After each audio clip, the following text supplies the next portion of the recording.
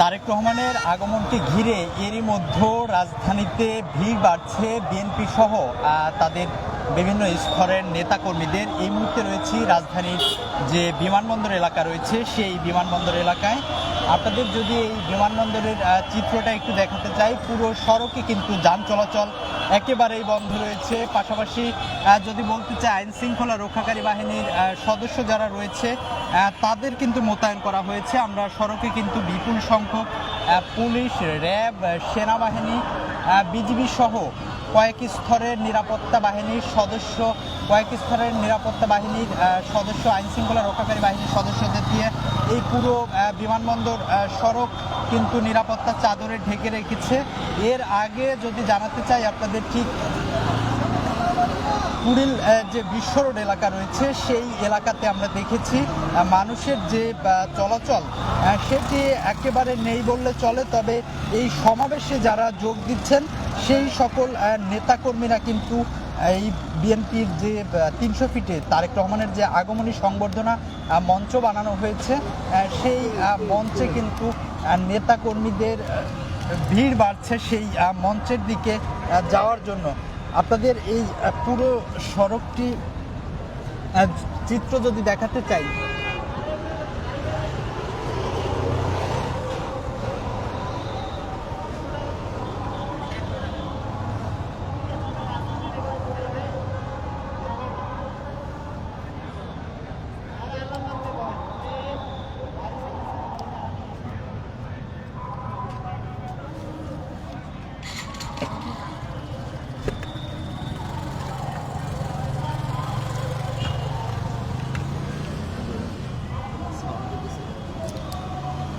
যেমনটি দেখাচ্ছিলাম বিমানবন্দর সড়কে কিন্তু যান চলাচল একেবারে বন্ধ রয়েছে। তবে তারেক রহমানের আগমনকে ঘিরে ৩০০ ফিটে যে আগমনী মঞ্চ বানানো হয়েছে, অর্থাৎ যেখানে তারেক রহমানকে সংবর্ধনা জানানো হবে সেই স্থানের উদ্দেশ্যে কিন্তু নেতাকর্মীরা কিন্তু যাওয়ার উদ্দেশ্যে কিন্তু এখান থেকে তাদের নেতাকর্মীদের ভিড় বাড়ছে। যেমনটি জানাচ্ছিলাম এই পুরো সড়কে যান চলাচল বন্ধ থাকার কারণে কিন্তু পায়ে হেঁটে নেতাকর্মীদের সেই সংবর্ধনা মঞ্চের দিকে যেতে হচ্ছে। এর আগে যদি জানাতে চাই, গতকাল রাত 12:15টায় কিন্তু তারেক রহমান দেখেন বারবার। এর আগে যদি জানাতে চাই, গতকাল রাত 12:15টায় কিন্তু তারেক রহমান লন্ডনের হিথ্রো বিমানবন্দর থেকে ঢাকার উদ্দেশ্যে যাত্রা শুরু করেছে এবং সেই যে বিমানটি রয়েছে সেটি বাংলাদেশ এয়ারলাইন্সের 202 একটি ফ্লাইটে কিন্তু তিনি ঢাকার উদ্দেশ্যে যাত্রা শুরু করেছে। যতটুকু জানতে পেরেছি এই মুহূর্তে তারেক রহমানের সেই বিমান, অর্থাৎ যেটি বাংলাদেশের উদ্দেশ্যে যাত্রা শুরু করেছে সেটি কিন্তু ভারতের যে আকাশসীমা রয়েছে সেই আকাশসীমায় পৌঁছেছে বলে আমরা জানতে পেরেছি। বিমানটি কিন্তু সরাসরি সিলেটে যে বিমানবন্দর রয়েছে সেই বিমানবন্দরে আসবে এবং সেখান থেকে কিছু সময়ের যাত্রা বিরতি দিয়ে কিন্তু আবারও সেটি হযরত শাহজালাল আন্তর্জাতিক বিমানবন্দরের উদ্দেশ্যে যাত্রা করবেন এবং সকাল 11:55 হযরত শাহজালাল আন্তর্জাতিক বিমানবন্দরে তারেক রহমানের সেই লন্ডন থেকে ছেড়ে আসা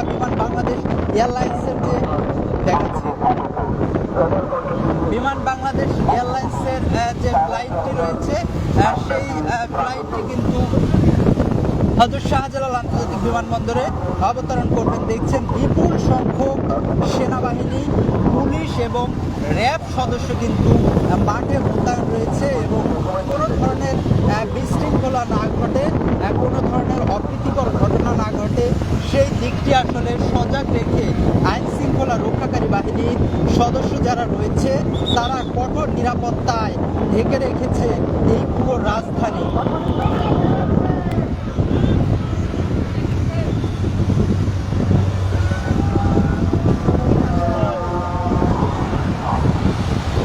এই মুহূর্তে রয়েছি আমরা বিমানবন্দর থেকে কিছুটা দূরে খিলক্ষেত এলাকার কাছাকাছি। এই পুরো সড়কটিতে আপনারা দেখছেন সেনা সদস্য মোতায়েন করা হয়েছে। বিপুল সংখ্যক সেনা সদস্য এই সড়কে মোতায়েন করা হয়েছে এবং নিরাপত্তার চাদরে পুরো সড়ক কিন্তু ঢেকে দেওয়া হয়েছে। এই সড়কে যান চলাচল কিন্তু বন্ধ রয়েছে, কোনো ধরনের যান চলাচল করতে দেওয়া হচ্ছে না। শুধুমাত্র গণমাধ্যম কর্মী এবং যারা আসলে সেই সমাবেশ স্থলে যাওয়ার জন্য পাস পেয়েছিলেন সেই সকল যানবাহনই প্রবেশ করতে পারছে। এছাড়া কোনো ধরনের যানবাহন কিন্তু প্রবেশ করতে পারছে না। যদি জানাতে চাই যে আপনারা জানেন দীর্ঘ 18 বছর পরে স্বদেশ প্রত্যাবর্তন করছেন বিএনপির ভারপ্রাপ্ত চেয়ারম্যান তারেক রহমান। 2008 সালে কিন্তু তিনি দীর্ঘ 18 মাস কারাভোগের পরে দেশ ত্যাগ করেছিলেন, তাকে দেশ ত্যাগে বাধ্য করা হয়েছিল।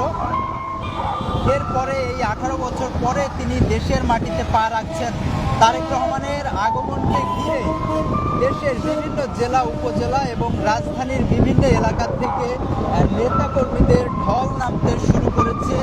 এই রাজধানীতে পায়ে হেঁটে কিন্তু নেতাকর্মীরা কয়েক কিলোমিটার পথ পায়ে হেঁটে রাজধানীর যে 300 ফিট এলাকা রয়েছে সেই 300 ফিটের যে সমাবেশ স্থল রয়েছে তারেক রহমানের, অর্থাৎ যেখানে তাকে সংবর্ধনা জানানো হবে সেই সমাবেশ স্থলের উদ্দেশ্যে কিন্তু যাত্রা শুরু করেছেন।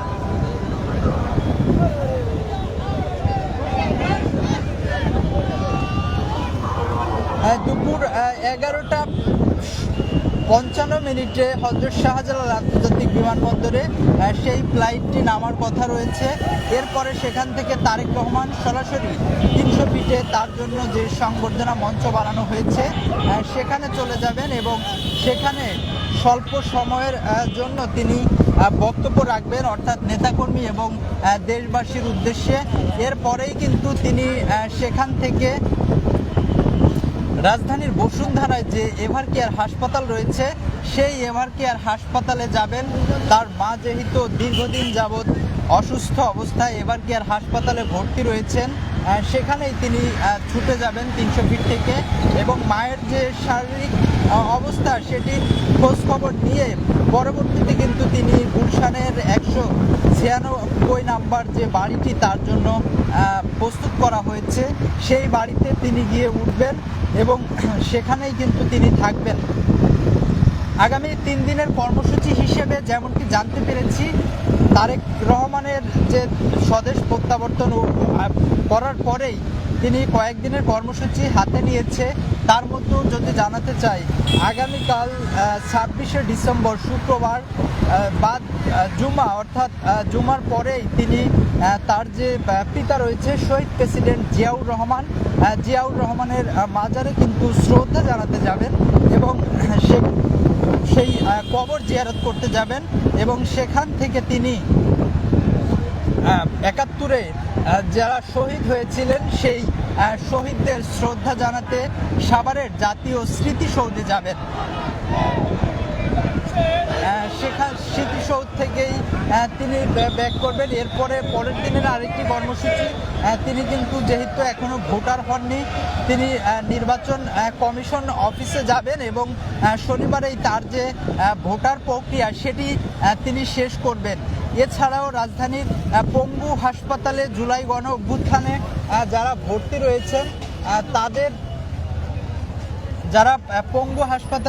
রয়েছেন তাদেরকে দেখার জন্য এবং তাদের যে শারীরিক অবস্থা রয়েছে সেটির খোঁজ খবর নিতে কিন্তু তারেক রহমান সোজা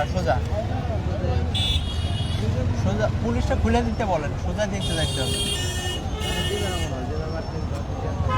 যেমনটি দেখাচ্ছিলাম ঠিক রাজধানীর যে 300 ফিট বিজিবির সামনে যান, আপনি সোজা যান, ঠিক নিচ দিয়ে কীভাবে যাবেন, আপনি সোজা যান, আর নিচ দিয়ে তো ওইভাবে আটকানো বুঝতে হবে। ঠিক 300 ফিটের যে প্রবেশ পথ রয়েছে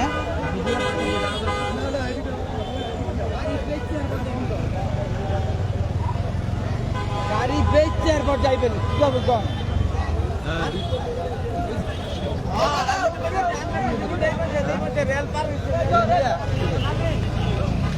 Sino dyan na ba ito?